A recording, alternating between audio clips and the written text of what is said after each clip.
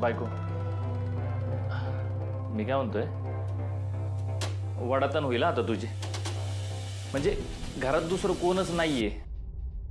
तू असं केलं तर, ते शोभाला थांबवून घेतलं तर, म्हणजे बाकीच्या सगळ्या कामांबरोबर तुझ्या पण कामाला हातभार लागेल का तिचा. तेजू, तेजू ऐक ना, हे बघ, मला आपलं बाळ आणि तू व्यवस्थित पाहिजेल ग, म्हणून म्हणतोय मी. तुझ्यावर उगाच कुठलाच कामाचा लोड पाडायला नकोय. एक मिनिट बघू इकडं, मी आणतो पाणी. तू बस ना. बसेन. का नाटक लावलंय तुम्ही? का खोटं वागताय? एक गोष्ट स्पष्ट ऐकून घ्या, तुम्ही किती प्रयत्न केले ना तरी तुमचे हेतू माझ्यापासून लपून राहिलेले नाही. बायको, असं नको बोलू ग. जे काही झालं ना त्याचा मनापासून मला पश्चाताप आहे. आणि असं नाहीये की मी हे सगळं काहीतरी ठरवून करायला लागलोय.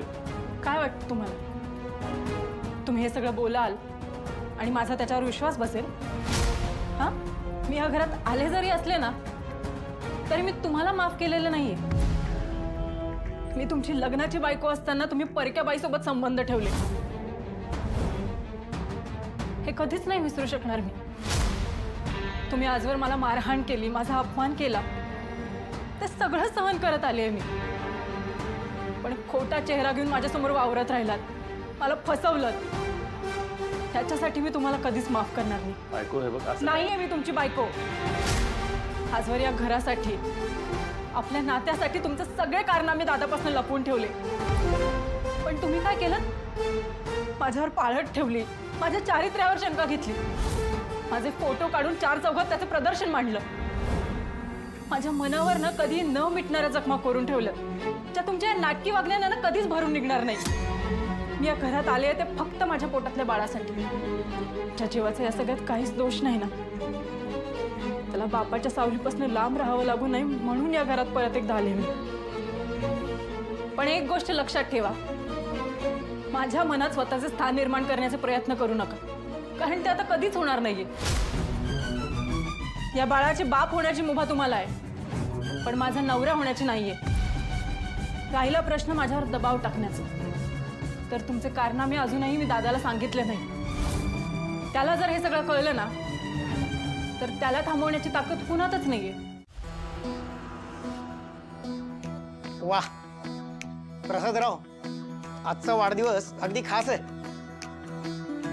अहो, तुम्ही आज 25शी गाठली, त्यासाठी तुमचं विशेष अभिनंदन. वकील साहेब, आजचा दिवस मोठा तर आहेच. म्हणजे तुम्ही आवर्जून सांगून गेला होतात प्रसादरावांच्या वाढदिवसाला येणार म्हणून. हो, मला सांगा, काही खास आहे काय? नाही, म्हणजे इतके वर्षात तुम्ही प्रसादरावांच्या वाढदिवसाला कधी बी आला नव्हतात म्हणून विचारलं. अगदी बरोबर ओळखलं. अहो, आजपासून प्रसादरावांच्या वडिलांच्या मृत्यूपत्रातली दुसरी अट लागू होते. दुसरी अट? ती काय आहे? प्रसादरावांच्या वडिलांनी मृत्यूपत्रात अट घातली. प्रसादराव एकदा 25 वर्षाचे झाले की इस्टेटीचे सगळे नियम बदलणार आहेत. आजपासून वर्षभरात प्रसादरावांचं लग्न होणं गरजेचं आहे. एकदा का लग्न झालं की इस्टेटीचे सगळे निर्णय नवरा बायकोंनी एकत्र घेणं गरजेचं आहे. प्रॉपर्टीच्या कुठल्याही कागदावर प्रसादरावांच्या मिसेसची सही असल्याशिवाय कुठलाच व्यवहार होणार नाही.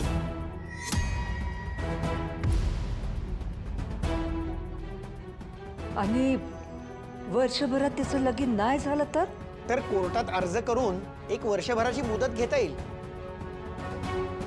पण त्या मुदतीतही जर त्यांचं लग्न नाही झालं तर मात्र सगळी प्रॉपर्टी एखाद्या गरजू ट्रस्टला दान केली जाईल.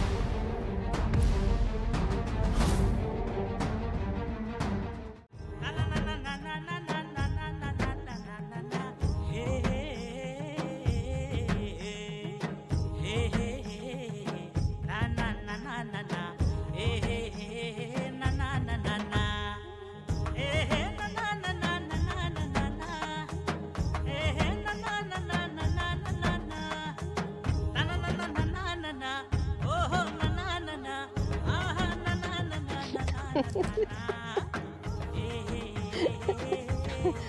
असाच आहे हा. आंघोळीचं पाणी वाया जाऊ नये ना म्हणून जगावेगळी आंघोळ चालू असते त्याची. प्रत्येक झाडाला पाणी घालत राहतो.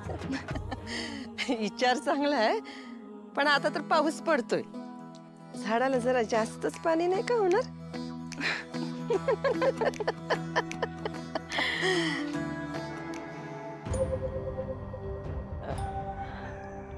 आई, काल रात्री आईचा वाढदिवस साजरा केला आम्ही सगळ्यांनी. तुम्हाला काही बोलवता नाही आलं, पण म्हणून तुमच्यासाठी केक घेऊन आले. नाही ना ग, मी गोड खात नाही. आई थांबा ना, तुमच्या मुलीने स्वतः बनवलं असलं तरी नाही खाणार? धनू आणि भागूने बनवलंय म्हणून आवर्जून तुमच्यासाठी घेऊन आले मी. घ्या ना प्लीज.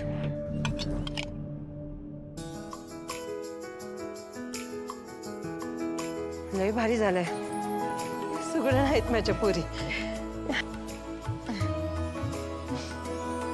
आणि पोरगा गुणी.